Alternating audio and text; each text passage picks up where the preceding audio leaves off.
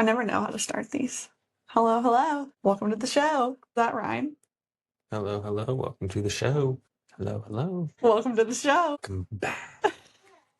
He's back. Voldemort's back. My boy. That's my boy. That's right. Harry Potter, Goblet of Fire, the best one. The best. Yes. Yes, you could be a Christian and watch Harry Potter. Hot And take. yes, that's what we're talking about today. Yeah, we're not talking about Harry Potter. Today we're actually talking about us. Talking about me and you. You and me. Forever. Both of us together. Name that movie. You and me and you. I'm thinking you of and me. 27 Dresses. Both of us together. I'm thinking of 27 Dresses. Nope. Monsters, Inc. Oh. I can't see me loving nobody but you. No, it's whenever Mike Wazowski sings All to... my life. What's her... I don't know. His... Boo. No. He sings to his lady friend with the snakes for hair. I never liked a Medusa looking thing. I never liked that movie. Oh, it's a great movie. We're going to talk about us today. How we fell in love, a Yep. little bit about our life, why we started this podcast, why we named the podcast this, Let's start there. and how we fell in love with Jesus. Which one? What do you mean? What do you mean? What do I mean? I'll never get old. That one. Why we titled it this? Yeah. I think for me, when we were tossing around ideas, is both of us don't really like vague answers or just like Yeah. broad statements being said. And I think that we both like answers. I know you specifically. If you don't know Ryan, he's very black and white. There is no gray. Like you do. There's a bit of nuance. I feel like I have gotten a bit of gray in my life. Yeah. But like Ryan's the type of person, like if you're playing Uno, you're not gonna be making up rules. If we're playing a game and there's rules to the game, we should probably play by those rules. Yeah. I think that makes sense. Right. And people that don't agree with that can leave. Right. Or I'll leave. It's not my house. Yeah, I'm not playing Uno. Actually, you know a funny story? Ryan and I broke up playing a game one time. Yeah. Playing catchphrase. Yeah. And if you don't know what catchphrase is, it's where you hold the little circular thing and it tells you a phrase to say and you try to get the person on your team to say the phrase, but you can't say any of the words. And Ryan and I got in a really big argument. And I stormed out of your house. We broke up. For the record, I can't even think of the game catchphrase right now. I don't know why. It'd be like it says like Dallas Cowboys. Mm-hmm. And I'd be like, they play football. You probably wouldn't be able to say football. Oh yeah, it kind of gives you things that you can't say, right? No. Or is that taboo? That's taboo. Yeah. Yeah, well, you get the buzzer. Mm-hmm. We're like, they play football and there's a star. That seems really easy. But the thing that would get there's categories. Okay. Well, the thing that would get us upset would be at the end of it, one of us would be like, well, if you would have just said, like, because then the why didn't you say this? Yeah, why didn't you say this? It's like, well, I would have said that if I would have thought of that. Why didn't you say quarterback Dak Prescott? Yeah. Why didn't you read my mind perfectly and know what would have worked in my head for you to have said that for me? Then I would have gotten it right. Right. Now we're losing. So yeah. For the record, though, I think I was 16, so you would have been... It was a very long time ago. 18. And it was very awkward. But now we know, a little communication tip from us. We know we can't really play on the same team. I don't know. We've gotten a lot better. We've had other game nights. We have not played catchphrase. Yeah, we haven't played. Let's bring it back. But I think part of it is now knowing don't do that after the turn because that's just going to make the other person upset. Don't be like the I told you so type person. Newest baby is now back with us. That'll probably be a pretty consistent theme. Yeah. What do you mean with Ryan, Aaron, and Sterling? Yeah. But we're not here to talk about catchphrase. Why don't we... Well, I think that's... Oh, you wanted to talk about the name. So, what do you mean? Yeah, I think that... That's not what we're doing. I mean, the general population, no one likes to feel confused. Yeah. And we like clarification. And I think that because we have kids who are constantly asking us what, why, can I do this, can I do that? Like, practically speaking, we're not the type of people that parent, like, because I said so. And, like, we like to give our kids explanations. We do occasionally say that. Yeah. Well, I feel like I've already answered the question enough times. I'll say. Because. I'll throw that in after I've already answered like 5 times. Yeah. At this point, just because you need to respect me as your mom. Do as I say. Yeah.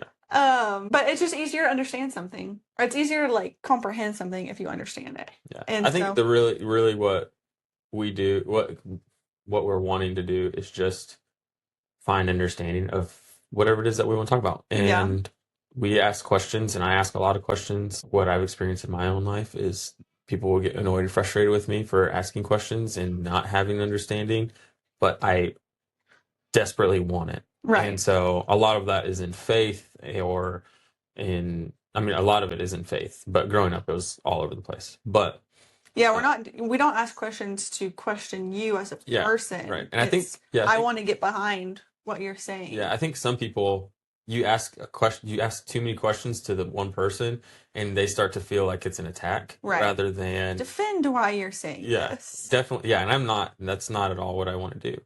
Yeah, ever. Yeah. And so it's just titled "What Do You Mean?" Because and also Because we just ask questions. in the world that we live in with Instagram and TikTok and Yeah. shorts and reels, it's so easy to just throw out your opinion out there, Yeah. have something that says like sounds really good, and then it gets shared 1,000 times, Yeah. and But then what did you really mean whenever you yeah, said that? Why did you say it like that? And then if I bring your logic further down the it road doesn't and stand up. yeah, going down the steps Yeah, that you've set up with your one line, and if is you're that really really what you meant? If that's what you meant, then you should have said this. Or you asked the question, you now know, we're playing catchphrase. yeah, Why'd you say that? yeah. But if you ask the question to somebody of like, hey, your post whenever it said this and that, uh, I you don't know, quite I don't understand. understand that, and my understanding of it would look like this. And they're like, "Oh yeah, well that's not at all what my post is trying to say." And you see that a lot whenever in Yeah, like the comments. Well, the heart of this post was this. It's like, well, then why did you not take 10 more minutes and think about the heart and then add that in your caption or yeah, something. add that Yeah, anywhere so that especially as Christians, you know. I'm not just talking about like one single detail of like how like yes we should I think we can give people grace and like they maybe like give them the benefit of the doubt they maybe meant it like that slip of the tongue or they didn't Yeah, quite mean it and then nobody's perfect and they didn't have all the logic ironed out completely and I can see what they kind of probably meant so I'm not going to ask the question right. but sometimes it's like I have no idea what you're meaning whenever you're saying that We're not going to give a hot take just to give a hot take. yeah You know, like let's at least let it be biblically accurate if we're yeah talking in the Christian sense. yeah so we in our house we say if it's not true I won't say it Hmm. uh And that can be something as simple as we have 4 boys, you know, aggression, all the things, aged 6 and under, all the things. 6 and under. And so, you know, there's a lot of wrestling going on and screaming and arguing and the I'm not your friend anymore. I don't like you. And so, Porter says he's not my friend anymore. Okay, well, did he really say that? Well, no, he didn't really say yeah, that. so it's either But he like looked like he was gonna say it's not just that we're not going to lie. It's that we're going to be honest. And I think there is kind of a difference. yeah, and then I mean, it also brings up like you're being true to your word. Like, so if you're gonna say it, then it is true. Say it with your chest. Say it Yeah. with your chest, 10 toes down, Yeah. No, but stand like on we business. tell our kids like cuz we have a child that's a little bit more emotional like in his feelings and so he'll say things like you don't like me if he doesn't get his way, which isn't true. And so we'll tell him like, do you honestly think that mommy and daddy don't like you? No. It's like, okay, well then don't say that because that isn't what you actually mean. And we would never say that.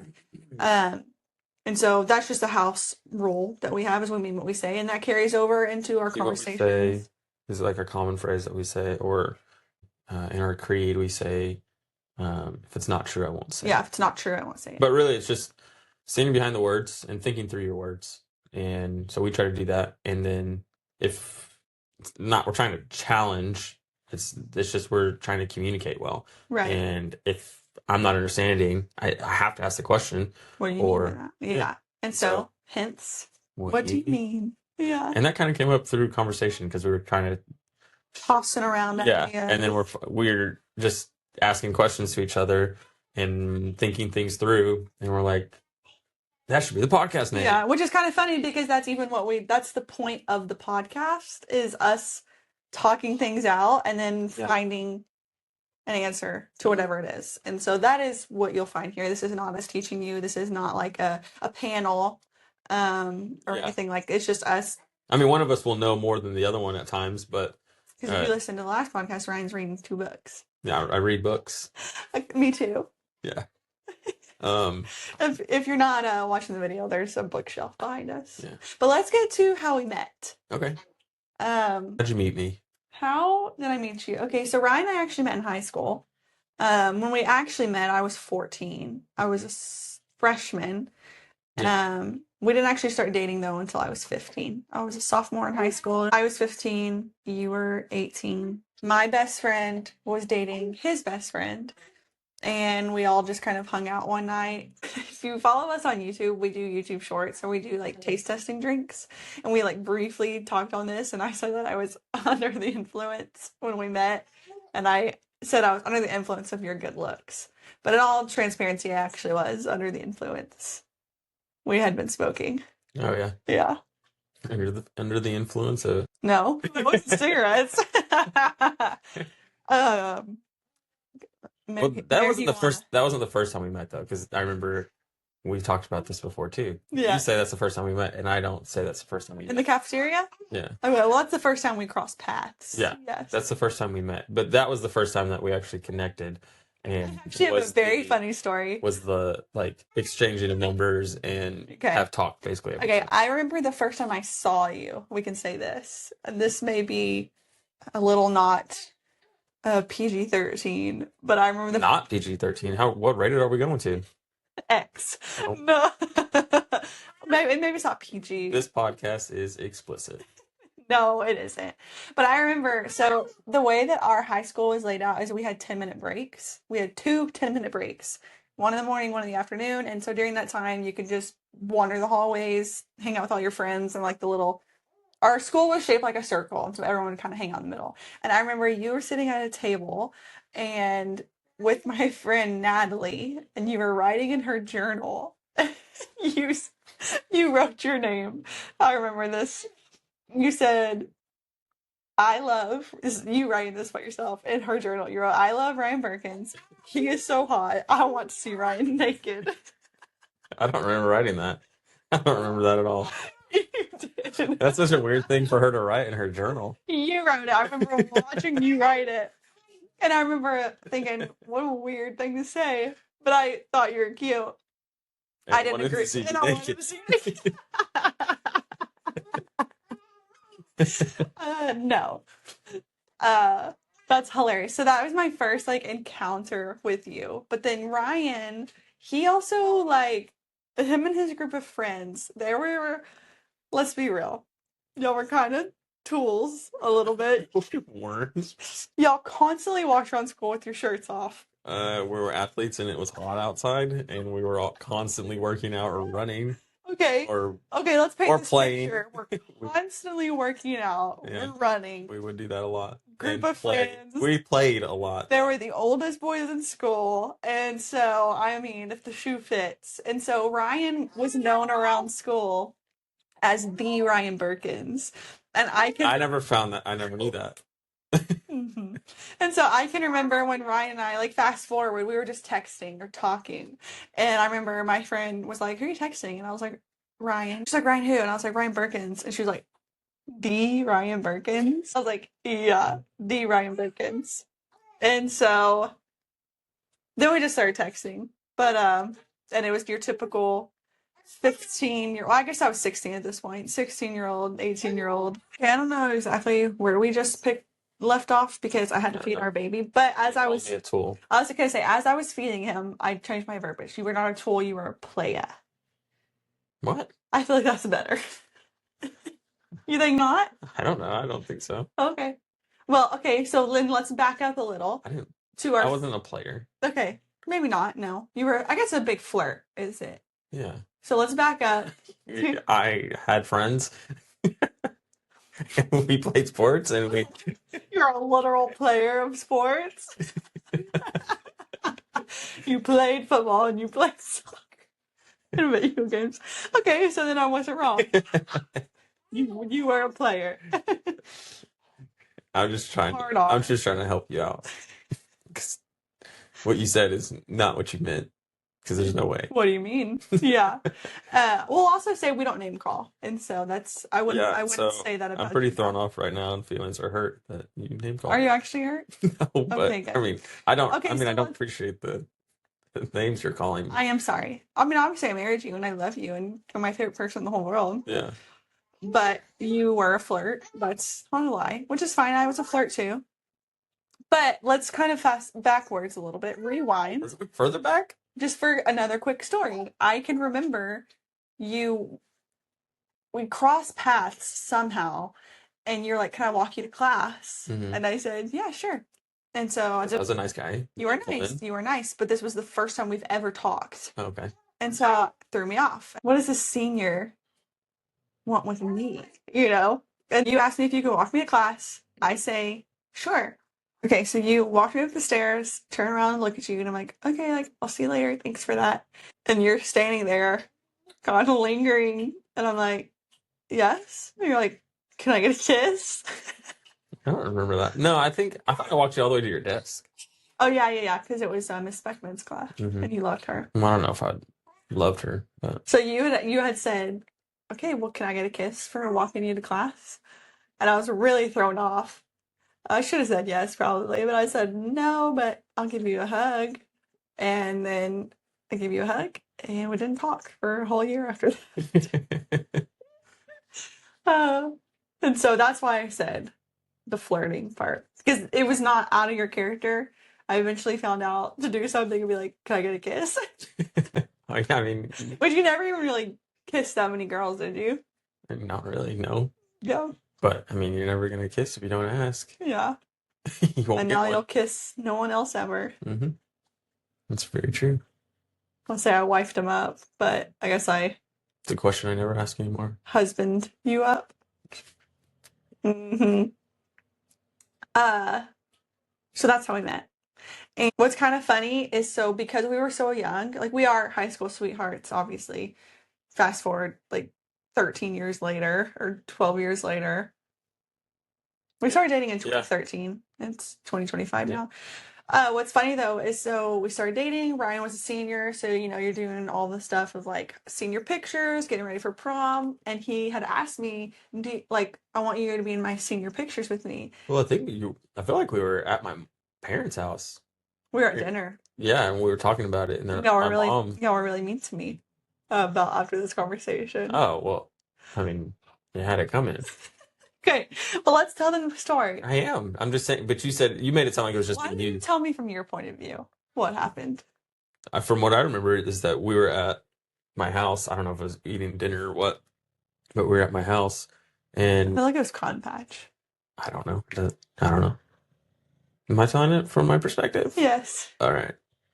So I remember, just with the question being brought up, I feel like I remember it was my mom asking if you wanted to be in my senior pictures. Mm-hmm. Like, not all of the pictures, but you wanted to be in some of the pictures. And you said no.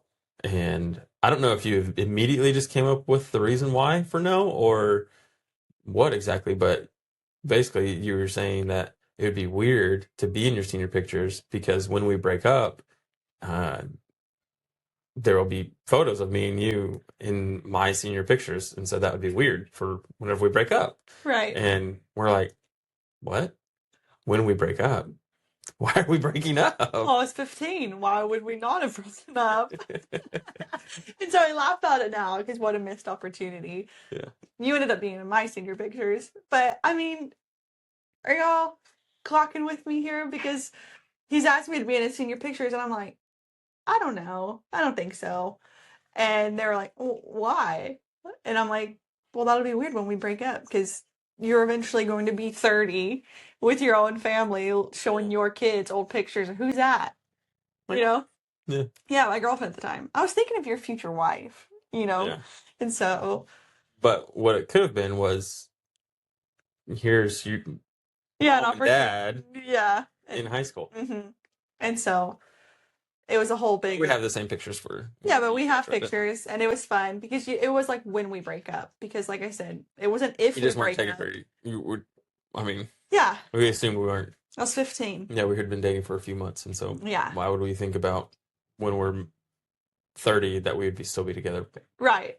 Yeah. Yeah, just didn't think Yeah, that. because I don't know if anybody. No, I guess there's some people that still are together. Yeah, there actually are Yeah. people. Or people that are together from high school but didn't actually date in high school. Yeah, that is true. And so that's kind of funny how that works. But so Ryan asked me to be his girlfriend on February 18th, 2012. Mm-hmm. And then we got married February 18th, 2018. We had our dream venue, is the one I wanted. And if you didn't know, We had our dream venue, Yeah, the we one had- I wanted. Yep. I mean, I didn't care. loved it. I'm not. Come I on. just. I liked how you said it. That's Mhm. all. It was funny. our dream wedding, Mm-hmm.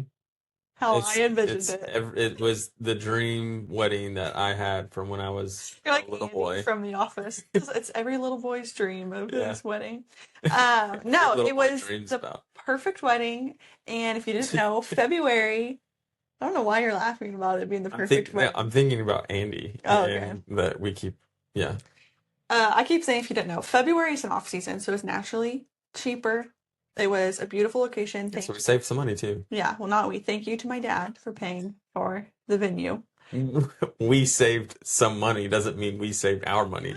I just want to make it known that we didn't pay for it. Yeah.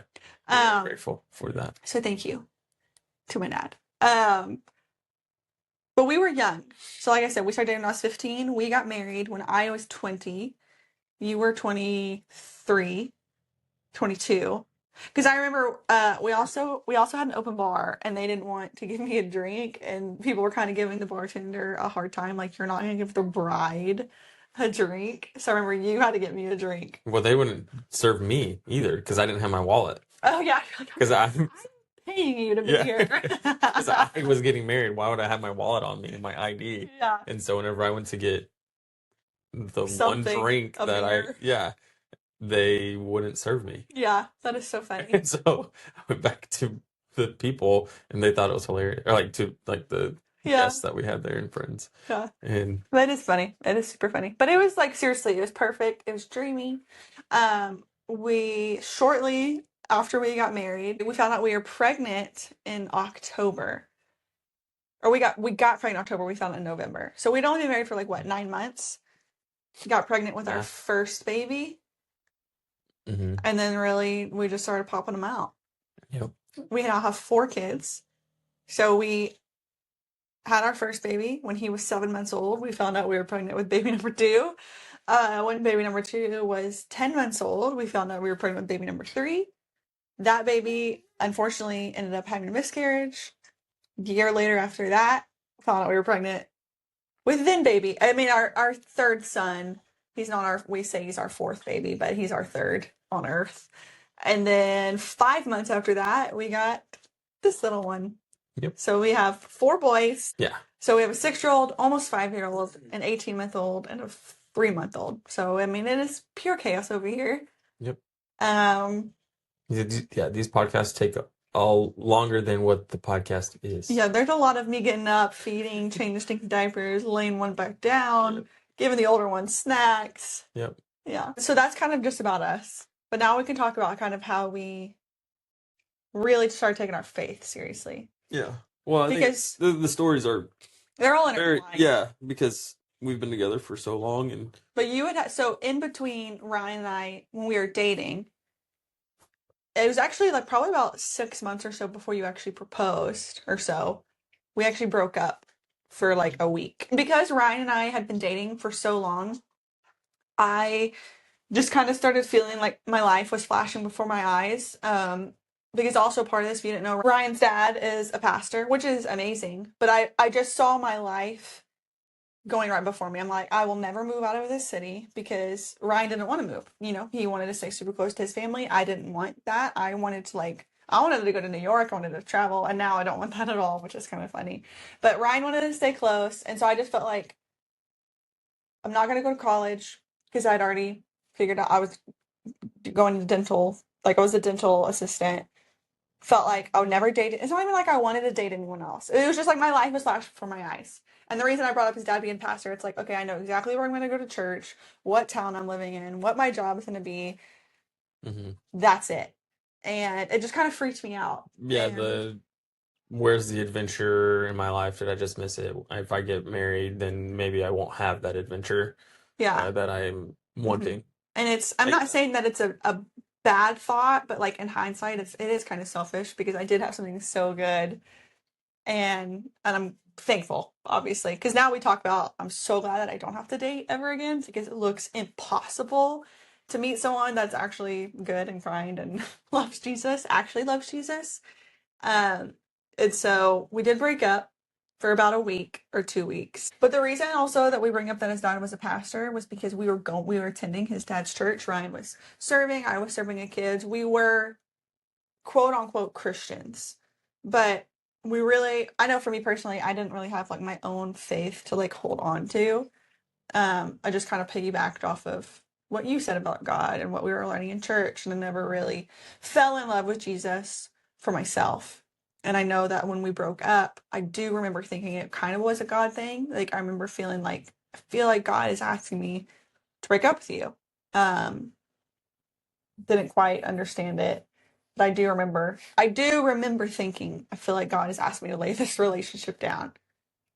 Ended up only being for like 10 days. yeah.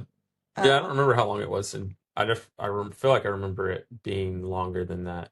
Uh, but I feel like it was like so. Whenever I was in high school and whenever we met, I had gone through a lot of pain or anger and just trying to just being a high school kid, just Not a playa. yeah, just trying to figure out who I am and Yeah. feelings and emotions and not having control over them. And but like you said, my dad he currently is a pastor, Yeah. and but I've grown up with him being a youth pastor and then a pastor, and then he him and my mom were both always heavily involved in church. And so I grew up in church from the very beginning and never missed a Sunday, went to church on Wednesday. My summers were at the church and because both my parents worked there. But yeah, so I grew up heavily involved in church and began to start to fall away. Just became my faith got shaken a lot through growing up and not understanding things, and so I started doing things with my friends that weren't Christian things to do, Yeah. and it and then after high school, everybody left. And some friends went to the military, some friends went to college, some friends disappeared. I don't know where they went. Uh, Where are you? yeah, and so it's just me and you, and which was awesome, but it brought me like I would consider myself not a Christian whenever me and you met hmm until like through a lot of the beginning part of our relationship. I consider myself not a Christian. Oh, and then I should also say that me and you both have dealt with anxiety Yeah. from whenever we were younger. So whenever we were in high school, we had both experienced each other having some sort of anxiety attack or panic attack or whatever you want to call it, and then still dealing with anxiety, um, and then just also just feeling really, I don't feel like I had peace in my life. I just had avoidance of Yeah. stuff in my life. And then whenever me and you broke up, it was like all the anxiety was there. And all of the, I didn't have really anybody with me there. I felt very alone and I felt like I didn't have anybody there with me to avoid the things in my life or like kind of keep my mind busy with the fun stuff in life. Yeah. And, and so my job was a basic job at a paint store and I didn't I don't know, I didn't have a whole lot of like stuff and I didn't really have anything next in my life to look forward to of like a career or like Yeah. a 'Cause you. better job opportunity coming up or really anything or any prospects coming up. hmm And so like for you was like like you kind of had like your life play out for you. You're going to miss out on a bunch of stuff. And so we split and then it was kind of the same for me of like well I don't have anything in my life at all right now and but I felt like I didn't have the opportunity for anything forward in my life either. Oh, And so brought a lot of anxiety, brought me into a really dark place, and it was very fast, really dark, really fast. And then whenever I started getting very, very dark in my thoughts, I, you know, I still went to church. I still lived with my parents. I lived with my parents all the way up until me and you got married and had our own place. And so living in my parents' house, I respect my parents' rules that we go to church on Sunday. And so even though I wasn't really, by that time, I would probably say I just wasn't really sure what I believed. mhm. Um, I had a lot of conflicting thoughts on a lot of things, but I was definitely more in the trajectory of believing in Christ. But then whenever I had all this anxiety and my thoughts were super dark, I realized I was like, okay, everybody else around me thinks that this is real. So if it is real, then I'm going to open up my Bible and I'm going to figure it out for myself. And because right now I don't know what to do. I don't feel like I have people around me to talk to about it. And so I opened up my Bible.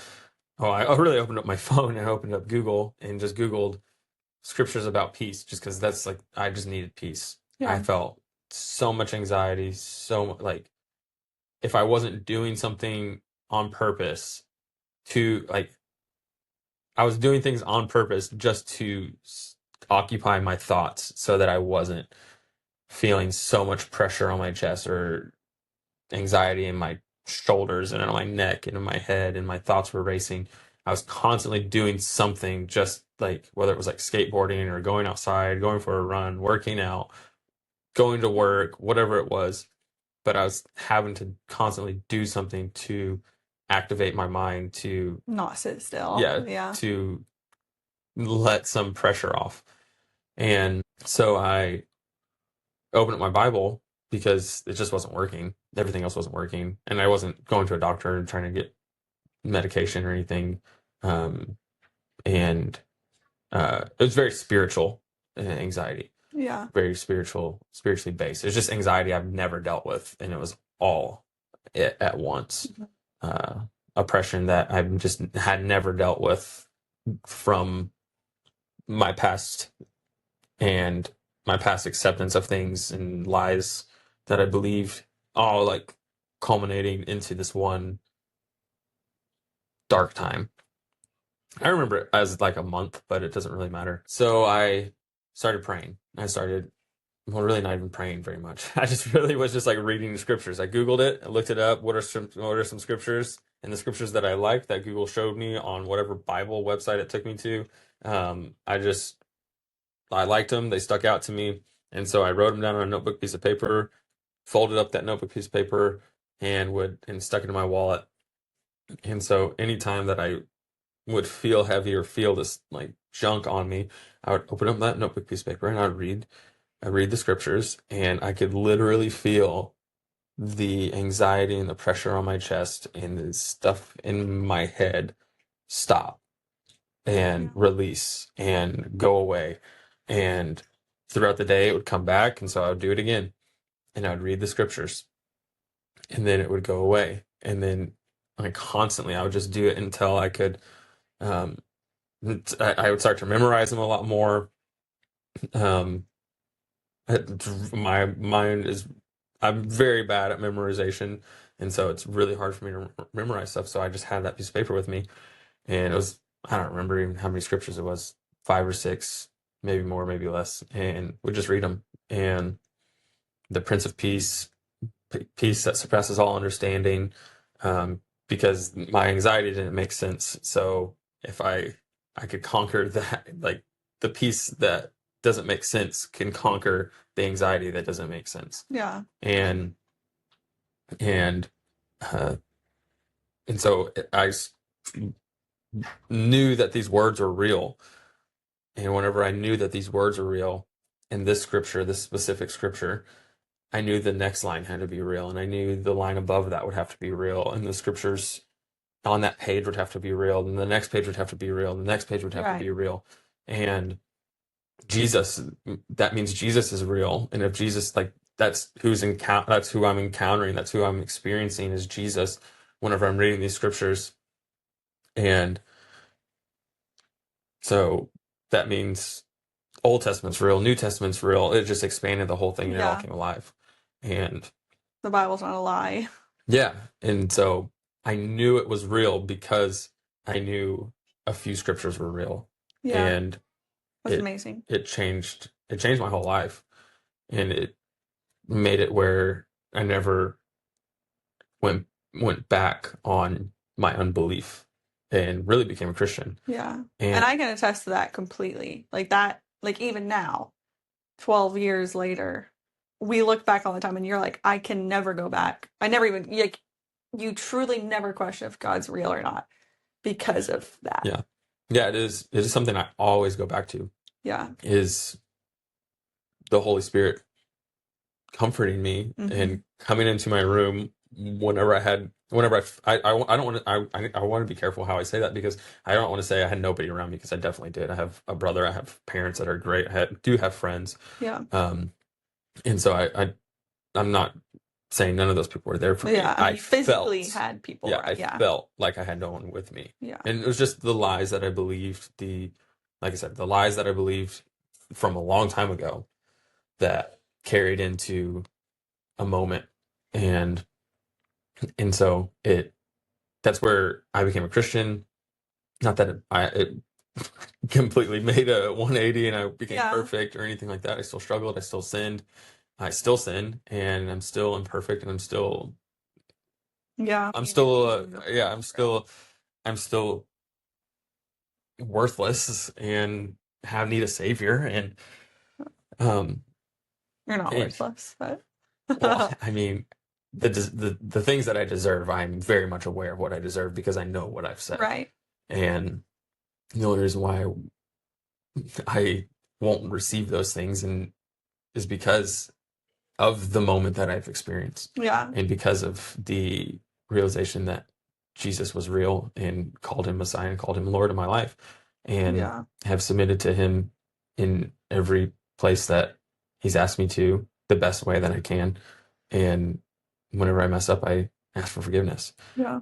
And Well, just as your wife now, we've talked about this before, and so I think that's why it's easier for me to separate like sadness from hearing the story. I mean, it makes me sad, but like I do want to apologize to you for breaking up with you and just well, like like you said, you felt like it was like hearing God's voice was very new to us in our own personal life, and so you did the best thing that you could do, and it did end up pushing us into a place of yeah. It's just like as you know, I love you so much and you're my best friend, and so just knowing that anyone hurt you that bad makes me hurts me and yeah. knowing that I did that. And Well, so what you did hurt me, but a lot of the stuff that I experienced was not due to you. yeah. It was a lot to do with a lot of other things in my life Feel my eyes that watering. We're in love. but there was a lot of things that were from, like I said, there was a lot of lies Yeah. of the enemy that I believed. Well, and it really just goes to show like God does work everything out for the good of those who love him. Yeah. And he did turn a sad breakup. And it wasn't like whenever I broke up with you that I'm like living it up, like, okay, I'm single now, like whatever. I mean, did not at all have the same encounter with God, but I mean, I was very sad and very Yeah. quickly Yeah. wanted If you wouldn't have you broken up with back. me, it just all of the stuff that I believe all the stuff that I felt and all the stuff that I experienced would have happened in another place in another time. Yeah. Uh, Yeah. and something else would have broken me, or made me realize how broken I really Yeah. was and how much of a savior I really needed. But what's so, I don't know, it's just so cool how God works. So because you had gone through this, fast forward, we get back together. This was so long ago, so I'm not going to tell you the whole story. I don't even really remember how it was. We got back together.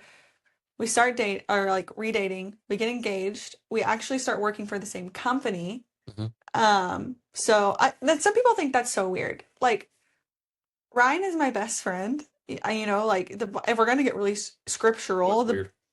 the people think it's crazy that we work together. But Oh yeah, like the yeah. There Bible was a lot of talk, people that we worked with that were like, I How could not I work. could I could not never work with work my with my spouse. husband. Yeah. And it's just like I'm like, well, and yeah, I'm you not couldn't saying because you this flirt with other people here. So stop. why would you? No, but it's like for me, I don't want to like judge anyone else, but like I'm not saying that because I feel like it comes across that we're like more in love than other people are. We are though. Yeah, we are. But like you are my best friend, and like I said, if we're gonna get really scriptural, we are one. And so it's like to me, it was amazing that we would like wake up, eat breakfast, hop in the same car, drive to the same place, eat lunch, like work, eat lunch together, go back to work, drive home, eat dinner, hang out all night, and then do it all over again. Like it was like the best thing in the whole world Yeah. to me. The job was not very fun, but Yeah, that was yeah. And so, but like kind of piggybacking off of your anxiety story, very quickly into us working there, I was like immediately attacked with anxiety, like to a play like a level that I have never had before. I think prior to this, I had had like two panic attacks ever before, and one of them, well, I feel like I remember you having like a panic attack at a football game. I did. Yes, I And did. I remember you having panic attacks in high Right. school. So I'd only had two, the football game, and then ironically enough, the first time that I had ever smoked weed. Which I say ironic because the very beginning of our story, I said I was under the influence. The first time we got our numbers is because we had been smoking weed with our friends. Um, we do not condone that, by the way. We're freed. But very quickly into working, I remember we were driving home from work to go to church. And I was just like, man, my chest is kind of hurting. Like, I remember it plain as day. Felt like the car was going in slow motion, kind of foggy. And there's like, boom, panic attack. Like, can't breathe, can't catch my breath, feeling like whatever, having a panic attack. Freaked me out. We get to church, kind of start praying, and then it leaves. And then the next day it happens again. And then happens again the next day, but this time happens two times. And this ended up being, I remember it. My first panic attack was July 31st, and uh it was July, August, September, 2 months, 2.5 months of having daily panic attacks. Um, just like overwhelming fear. And I remember you wrote me note, you wrote me out scriptures to have with me, because it helped you. And so it's I've done that for other people too. yeah, and you have done that for other people. You're so good. No, but like, you really are. It's just like the power of our testimony, like, can really help Yeah. other people. And it's interesting because like I always was a Christian as well, but it wasn't until I went through this like so low, like the darkest place ever, where I'm like, God, you're gonna have to free me from this because I am getting so depressed that I don't want to go through this anymore. Yeah. And Ryan and I were just married. Like we got married in February and this was July. So what is that? February, March, April, May, June, 5 months. Like we were making good money, like at our jobs. I mean, fine. Yeah. Yeah. But I'm just saying, like, there was nothing, we didn't have a whole lot of stress. We had just been married. It was amazing. Yeah. I had nothing external to make me feel panicky. And so Yeah. that's why I know that it was spiritual. And I remember just like kind of getting frustrated with God, being like, why are you not freeing me from this? Like, I'm not asking you to bless me with money. I'm not asking you to bless me, with physical things. Yeah. I'm asking you to give me peace, which you promised. That is a promise you would. Not even peace, just your presence. Yeah, if I can. not even just like just give me like a day without a panic attack and a day that I don't have overwhelming fear. Yeah. Just give me a and there was day. No rhyme or reason. I would have one in the shower. I couldn't even drive my car. Yeah. I couldn't leave the house. Like if we weren't working, we left work so much. We almost lost our jobs because we were leaving. Because we would leave just right then. And we would tell our bosses, but we just packed up and left. I lost so much weight. I ended up losing I think it was 21 pounds in 14 days. Like just felt sick. I was going to all these doctor's offices. I ended up getting this thing. What was it called? Costochondritis, which is where the tissues that connect your breastbone to your ribs gets really inflamed because I was dry heaving so much, just anxiety. I mean, it was a literal hell. on Yeah. earth for me. Yeah, so then whenever you weren't having panic attacks, your chest was like felt like So a sore. bruise, Yeah, so and then that like kind on of the bruise on the inside of your. yeah, which can then lead to a panic attack. It's like, why does my chest feel so heavy? Why does my like am I about to have a heart attack? Which we did. I went to the emergency room twice because I thought I was having a heart attack. Um, and so in this is also kind of why we want to do this podcast is because during this time I am getting so much prayer. Like we are going to pastors. I mean, it's not just like it wasn't just like your dad praying because he was pastor. I Yeah. mean, we had like people that we were calling on the phone that was recommended to us that's so good at like helping people get deliverance. Because then at this point, I'm like, am I demon possessed? Like, is there a demon inside of me? And because I couldn't even eat food because if I ate, I'd get sick, which is why I lost all the weight. And eventually, it got to the point when the pastors are like, I don't know why you're not freed. Like, Yeah, I've prayed all my special prayers that I'm supposed to yeah, pray, and you I've given said, you all my one-liners yeah, to kick out the devil. yeah, And they would tell yeah. me, So what did you? We've prayed so much. So what did you do yeah, wrong? what are you currently Yeah. doing? And I remember What are you casting, messing with that is yes, continuing to keep you oppressed? Because I've right, said what I'm supposed to say, and yeah. you're still dealing with this. Something's wrong with Just you. so like, I don't know what to do now. Like, and so I remember getting so dark in my head because I'm like, man, the devil is really powerful because I am praying and you're praying, not you. I mean, you prayed all the time, but like I'm having these pastors lay hands on me and pray and nothing's breaking. God must be so weak. And it really was like this breaking point in my life where I'm like, you have to show up for me. Like I am literally begging for your presence. And I remember we were at work and I don't know, it's kind of like such a humbling thing because when you are so desperate for God, you don't care what you look like. You don't care who sees you. I remember we were in our courtyard at our office. I remember I get on my knees and I'm like, Jesus, please, like I need you right now. And you're laying hands on me, praying in tongues. And I could give a rat's who was looking at us because I'm like, y'all don't even matter. Like, I need my savior to save me right now. And a pastor did say, okay, like we've prayed so much. Like, did you ever play with a Ouija board in school or something? And like somehow that demon has attached itself to me. And I never have, never would. And I'm like, You know, no. when was the last time you messed with a magic 8 ball, though? Yeah, no. But I remember another pastor was like, okay, well, this sounds like unforgiveness. So you need to be really careful that you are never offended with someone because if you're offended, it opens the door to the enemy. And I remember that really was a mind trip for me because I remember getting annoyed with people at work or getting annoyed with just anyone. And I'm like, oh, no, no, I can't be annoyed. I can't be annoyed with them because if I'm annoyed, I'm offended. If I'm offended, the enemy's going to attack me and I'm going to have a panic attack. Like it was just ridiculous, is what it And then is. panic attack. And then I'd have a panic attack. And when I wasn't having a panic attack, I was fearful of the next panic attack. Mm-hmm. And so it was just not fun to be around. And I remember like I was just like, Lord, I believe that I'm going to see your goodness here in the land of the living. And really the scriptures started coming alive to me because I would be praying like, okay, well you say I came to have life and life abundant. And I am not having an abundant life right now. Yeah. And that's just when I was like, I was off social media because I was like, nothing else matters than you. And that was kind of my thing where God did free me actually, and it was from a book that we had read. Not what I mean, God freed me, not the book, but it was a specific prayer. I think it was actually about the Jezebel spirit, really. No, I don't think it was Jezebel. I think it was like just like a spirit of infirmity. A spirit of infirmity, yes. But I, and we've talked about this later in life. Is like, why was that the prayer that worked? Why was that the book? Yeah, I had to say these specific words. Yeah, but I think that puts us back into the same shoes as what the other pastors were kind of saying of like, well, I've said what I normally say. You know, you've I've done submitted all to my God, tricks. rebuke the devil, and he will flee. What's happening Yeah, now? he's not fleeing. You know, and so it's like it.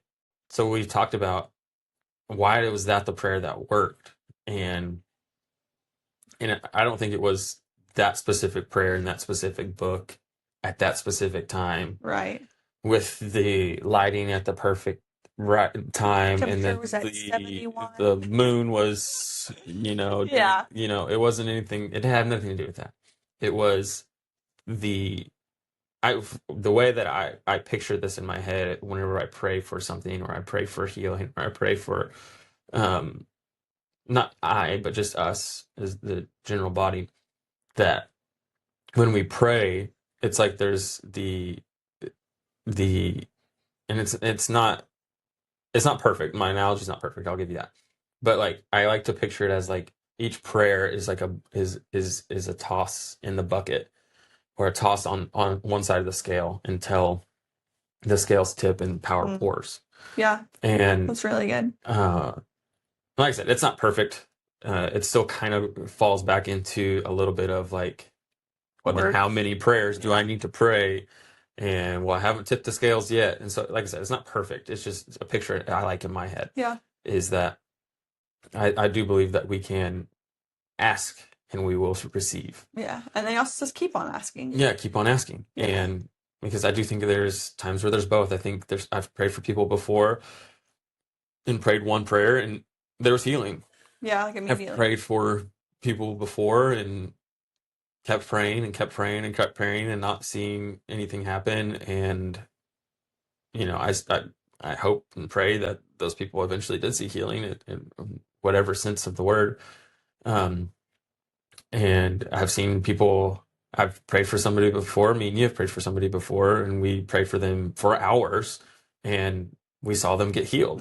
And Like a physical healing that we yeah, saw with our eyes. Yeah. yeah. And so I've prayed for different lengths of time. I've prayed for one single prayer and seen something happen. I've prayed for a decent amount of time and seen nothing happen. And I've prayed for a decent amount of time and seen something happen. You're right. And then I've prayed for you, and me and you have prayed for your healing through anxiety for And honestly, hours and hours and hours a day Yeah. for months straight and seen healing. And I think that it kind of bonded us even more because it was like there was no like, oh, I'm kind of nervous for you to hear me pray. You know, like it was, Yeah, I all need of you that to was gone. lay hands on me. And But we never really we were. never, no. Yeah, but it was just like there was no, it wasn't pretty. Yeah, I remember like hugging the toilet and I'm shaking because I'm like throwing up and you're Yeah, praying for me. yeah, and it was. Brian fell asleep one time praying over me, and he's like praying in tongues. Yes, we believe in the gift of tongues, and he's like sleep talking, but sleep praying in tongues. And I remember I was getting mad at you because I was so afraid. I'm like, don't fall asleep, don't fall asleep. I cannot. I couldn't even be alone physically. I was like, I couldn't be alone. Like, I need you awake Yeah, it was like in a case I literal moment die. where it was like the flesh is The weak. flesh is weak, but the spirit is willing. Yeah, and so Yeah, my flesh was weak and fell asleep. yeah, The spirit was still praying. yeah. And I mean, literally, praise the Lord Jesus Christ that I have not had a panic attack since. I mean, we prayed.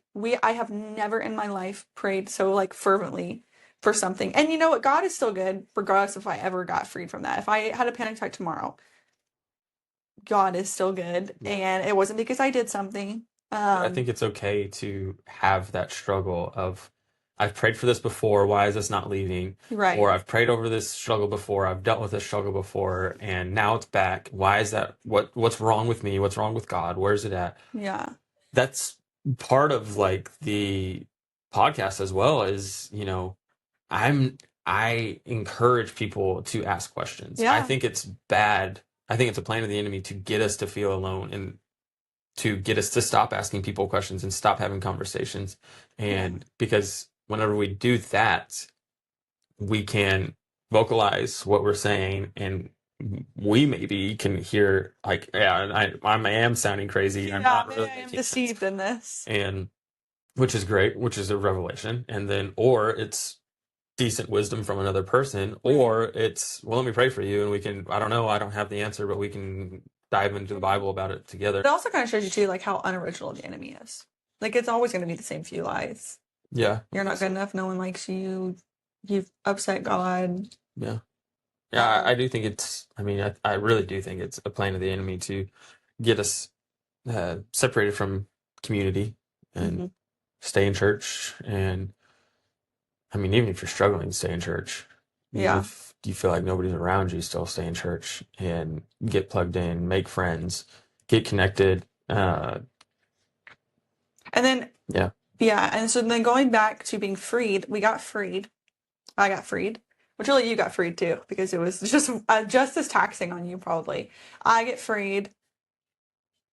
2 weeks later, we get a positive pregnancy test. Yeah. And when I tell you the fear that I had in that moment, like I remember, and we're going to be so transparent on this. I would never lie or misrepresent anything about what we've walked through. I remember Ryan's in the living room, I'm in the bathroom, and I come out and I'm crying, and I just tell him I'm sorry. Like, I'm so sorry because we'd just gone through um, the hardest thing we've ever walked through, and no one ever talks about babies.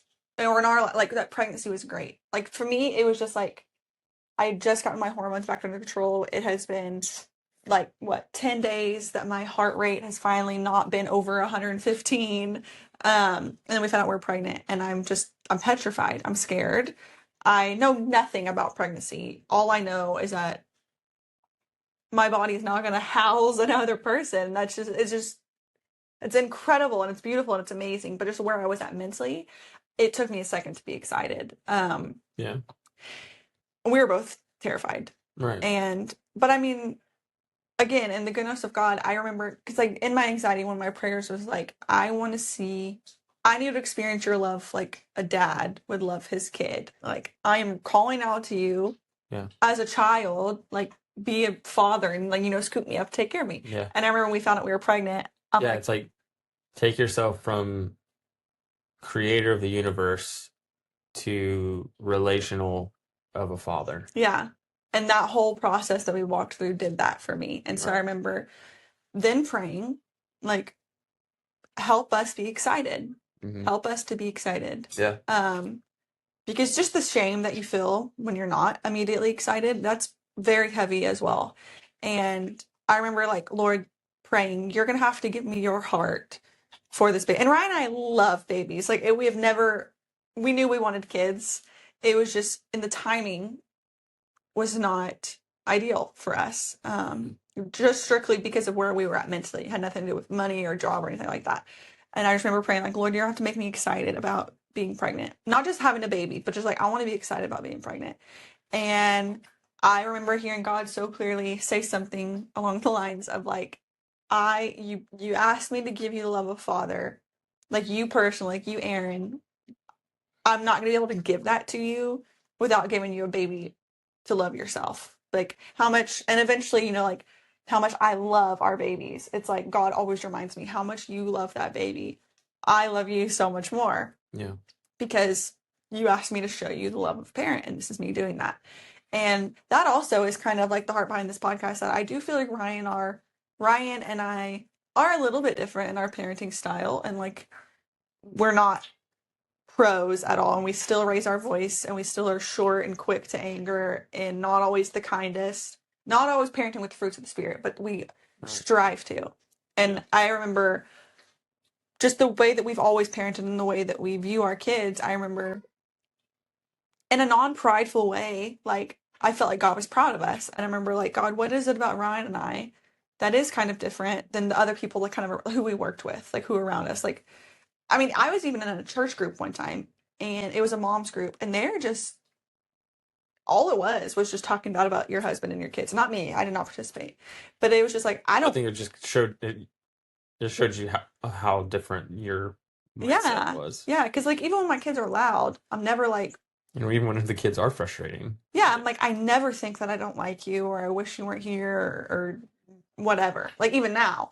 And I just remember God telling me, like, you asked me to give you my heart for your kids, and I gave it to you. And so that is also kind of us giving away what we feel like God has spoken to us through parenting, through marriage, through church culture, through why we don't want to be someone who even attends a church, and if a pastor says something controversial, I've got no issue with being bold and being loud and posting my opinions. I just want to make sure that it's true.